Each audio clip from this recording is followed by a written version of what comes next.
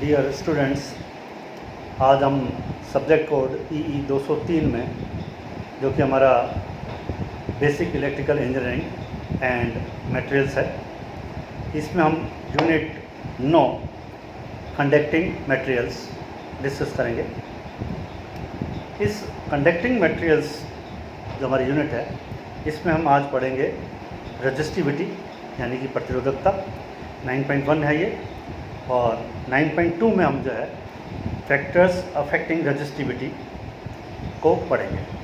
और उसमें हमारे पास 3 इसमें पॉइंट हैं जिनको कि हम यहाँ पर डिस्कस करेंगे। वो हैं factor affecting resistivity such as temperature, alloying and ageing effect. इन 3 के बारे में हम यहाँ पर डिस्कस करेंगे।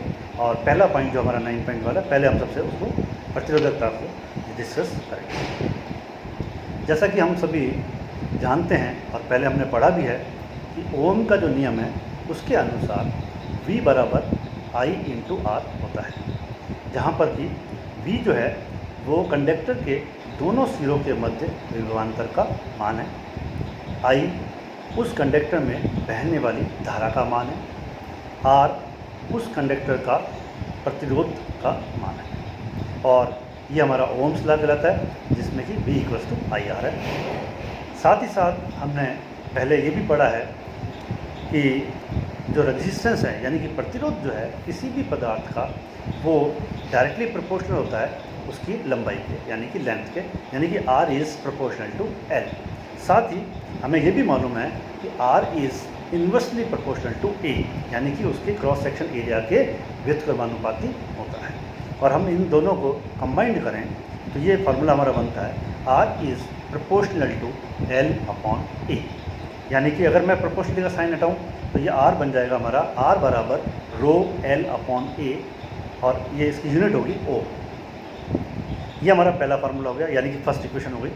अब इसमें जो रो आया, जो कि प्रोपोर्शनलिटी कांस्टेंट है, उसको हम बोलते हैं रेजिस्टिविटी और specific resistance of the material. यानी जो रो है हमारा वो समानता का गुणांक है, और यह मटेरियल की प्रतिरोधकता या विशिष्ट प्रतिरोध कहलाता है। अब समीकरण 1 जो हमने लिया था उसमें, जैसा कि मैंने आपको पहले ही बताया, जिसमें R जो है वो है पदार्थ का प्रतिरोध, जिसको हम ओम में दर्शाते हैं। रो जो है यहाँ पर रेजिस्टिविटी ऑफ द मटेरियल है, यानी प्रतिरोधकता है, जिसको हम ओम मीटर में दर्शाते हैं। ये यहाँ पर एरिया ऑफ क्रॉस सेक्शन है, यानी पदार्थ का अनुप्रस्थ काट क्षेत्रफल है, जिसकी यूनिट वर्ग मीटर है। और L जो है यहाँ पर लेंथ ऑफ द मटेरियल है, यानी जो हमने पदार्थ लिया है उस कितनी लेंथ है उसकी, जिसको कि हम मीटर में लेते हैं। अब इसके बाद जो है हम देखेंगे हमारी जो यूनिट जो है वो है 9.2, जिसमें कि हम देखेंगे कि इस प्रतिरोधकता को जो है कौन कौन से जो है फैक्टर्स अफेक्ट करते हैं, यानी प्रतिरोधकता को प्रभावित करने वाले गुणक। पहले मैं आपको सबसे पहले बता दूं, किसी भी पदार्थ की जो प्रतिरोधकता है वो कांस्टेंट नहीं होती है, यानी कि प्रतिरोधकता उसकी वेरी करती है। अब कैसे वेरी करती है और कौन कौन से फैक्टर्स हैं, जैसा कि मैंने अभी आपको बताया, हम 3 फैक्टर्स के ऊपर जो है डिस्कस करेंगे। मैं सबसे पहले ले रहा हूँ आपका फैक्टर्स पहला, जो कि है effect of temperature on resistivity, यानी कि तापक्रम का प्रतिरोधकता के ऊपर प्रभाव। इसमें देखिए सबसे पहले है the most important factors which affects the value of resistivity is the temperature. The resistance of most of the conducting materials increases with temperature, यानी कि हमारा जो है प्रतिरोधकता जो है वो तापक्रम के साथ बढ़ती है, यानी जैसे जैसे तापक्रम बढ़ेगा प्रतिरोधकता का मान भी बढ़ेगा। The change in resistance of a material पर ओम पर degree change in temperature is called the temperature coefficient of resistance of that material. अब जो है हम अगर किसी भी पदार्थ का यानी किसी भी कंडक्टर का रेजिस्टेंस फाइंड करें तो हमारा जो है फार्मूला जो होता है वो टेम्परेचर के अकॉर्डिंग जो हमारा लॉ है, और टेम्परेचर के हिसाब से वो हमारा फार्मूला होता है RT equals to R0 bracket में 1 प्लस अल्फा टी, जहाँ पर RT और R0 जो है वो आपके जो हैं वो प्रतिरोधक चालक के प्रतिरोध के मान हैं, जो कि T डिग्री सेल्सियस पे RT है और 0 डिग्री सेल्सियस पे R0 है। ये इन दोनों के प्रतिरोधक के ताप गुणांक पे जो है T0 डिग्री पर तो आपका हो गया प्रतिरोध का मान RT, और T डिग्री सेल्सियस पर, और 0 डिग्री पर हो गया RO।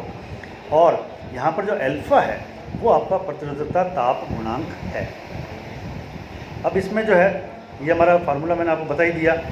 अब इसमें अगर मैं ये कहूँ कि मान लीजिए हम कोई एक टेम्परेचर RT1 लेते हैं और उस T1 डिग्री टेम्परेचर लेते हैं, और उस T1 डिग्री टेम्परेचर पे हम मान के चलते हैं कि उस चालक का प्रतिरोध RT1 है।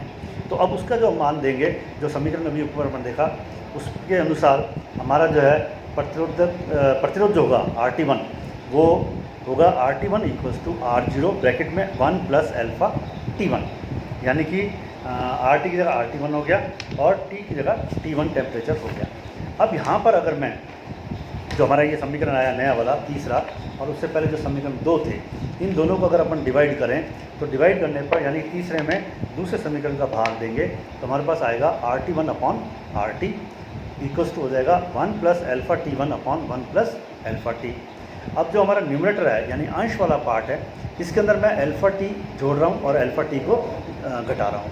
तो उससे अब मैं इसको इक्वेशन को जब सॉल्व करूँगा तो इक्वेशन सॉल्व करने पर मेरे पास आएगा RT1 = RT और ब्रैकेट में 1 + अल्फ़ा/1 + अल्फ़ा T × T1 - TT, यानी दोनों के टेम्परेचर का डिफरेंस।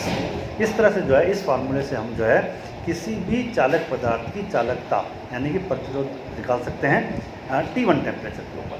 अगर इसमें भी ये कंडीशन है कि अगर हमें T टेम्परेचर पर उस चालक का पदार्थ का प्रतिरोध मालूम है तो हम ये जो है T1 टेम्परेचर पर प्रतिरोध निकाल सकते हैं। अब अपन दूसरे पॉइंट पर आते हैं जो कि हमारे प्रतिरोधकता को अफेक्ट करता है। वो पॉइंट है आपका effect of alloying on resistivity, यानी कि मिश्रता का प्रभाव। यानी कि अगर हम कोई मिश्र मिलाते हैं बनाते हैं तो उसका किस तरह से इफेक्ट करता है। By adding some impurities a small percentage of some other material to a metal, its resistivity can be increased. Alloy have higher resistivity than the pure base metal. At the same time, when a metal is alloyed, it also acquires properties like higher mechanical strength which are needed for certain applications.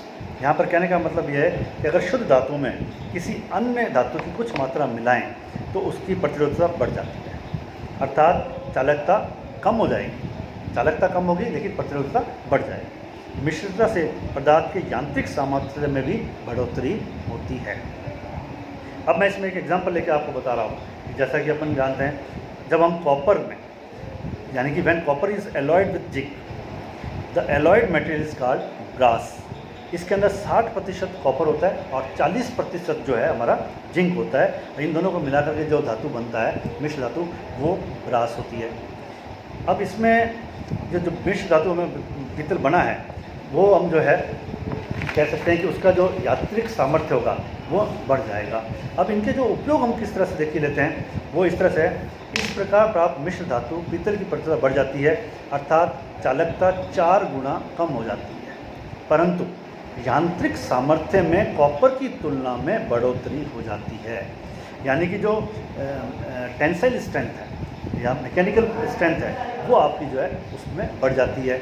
और इस प्रकार से जो brass है उसके हम जो है काम में लेते हुए काम में किस में लेंगे, स्ट्रक्चरल प्रोडक्ट्स बनाने में, जैसे rod, shaft, plug points, socket outlets etcetera, where high strength are usually desirable. जैसा कि आप लोगों ने सभी ने देखा होगा कि हमारे जो प्लग्स होते हैं उसकी जो पिन्स बनी हुई होती हैं वो सब ब्रास की बनी होती हैं। वो इसलिए ब्रास की बनाते हैं ताकि क्या है वो थोड़ा सा मैकेनिकल स्ट्रेंथ उसकी ज़्यादा होती है ताकि वो मुड़े नहीं। और इसी तरह से जो हमारे सॉकेट्स होते हैं उन सॉकेट्स में भी अगर आप देखें तो उसके अंदर जो आप देखते हैं कंडक्टिंग मटेरियल्स जो आपका अंदर है वो भी इसी मटेरियल का बना होता है, ब्रास का। तो ये जो है इस तरह से एलॉइंग के साथ में हम जो है उसमें मैकेनिकल स्ट्रेंथ बढ़ाते हुए हम जो है काम में लेते हैं। इसका मतलब कहने का मतलब ये है कि हम एलॉइंग किसके साथ किसकी करनी है वो डिपेंड करता है कि हम उसको कहाँ पर काम में लेने जा रहे हैं। यानी कि कंडक्टिंग मटेरियल्स को हमें जो काम में लेना है वो किस पर्पस से काम में लेना है, उस पर्पस के अकॉर्डिंगली हम जो है उसके अंदर एलॉइंग करते हैं। नेक्स्ट जो हमारा लास्ट पॉइंट जो है यानी कि जो हमारा रेजिस्टिविटी को अफेक्ट करता है वो है ageing effect. Ageing effect means जरन प्रभाव। यहाँ पर हम कह सकते हैं कि समय बीतने पर चालक की प्रतिरोधकता जो है कुछ सीमा तक बढ़ती है, यानी कि जैसे जैसे हमारा जो है पदार्थ है उसकी पड़ा रहेगा, यानी कि जैसे जैसे लंबा समय तक खींचता चला जाएगा तो उसमें जो है उसकी प्रतिरोधकता के ऊपर इफेक्ट आएगा, यानी उसकी प्रतिरोधकता बढ़ जाएगी। तो ये मैंने जो आपको जो है बताया कंडक्टिव मटेरियल्स की रेजिस्टिविटी के बारे में, और कौन कौन से फैक्टर्स जो है तीनों जो किस तरह से अफेक्ट करते हैं उसके बारे में हमने डिस्कस किया। ये जो मटेरियल दोनों हैं लिखित में जो है मैं ये आप लोगों के जो ग्रुप में अपने बना रखा है उसके ऊपर मैं इसको सेंड कर दूंगा, आप लोग वहाँ पर इसको देख लें और अच्छी तरह से पढ़ लें। फिर भी अगर कोई प्रॉब्लम आती है तो हम नेक्स्ट लेक्चर के अंदर जो है इसको वापस डिस्कस करेंगे। और इसी यूनिट का जो 9th जो है कंडक्टिव मटेरियल्स, नेक्स्ट में अपन जो है इसके अंदर पढ़ेंगे जनरल प्रॉपर्टीज़ ऑफ मटेरियल्स, यानी कि low resistivity metal material, high resistivity material, brush material और कॉन्टैक्ट मटेरियल्स। इस यूनिट के अंदर हम जो है नेक्स्ट उस लेक्चर में पढ़ेंगे। Thank you.